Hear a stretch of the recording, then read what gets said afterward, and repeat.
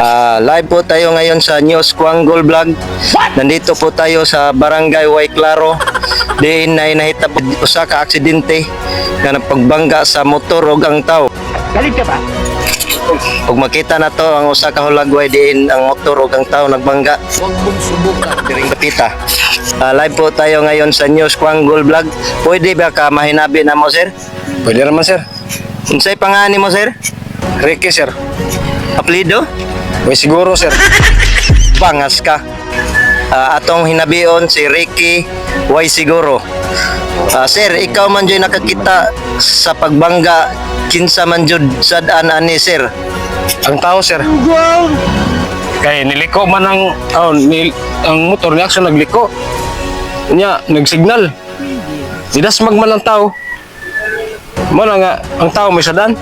Pero may problema, sir, kay gidaan naman sa ambulansya. Ang tao, Ang motor. bangas ka. Mao ka to ang atong nahinabi si Ricky Y Claro. Thank you kay sir. Salamat kay sa imong pagkawapoy Claro, sir.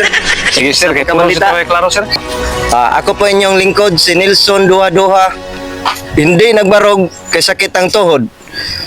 Diri sa News TV Quangle Vlog. Ito po ang plus support dahil hindi natutulog ang balita kaya ang nagbalita puro Quangle.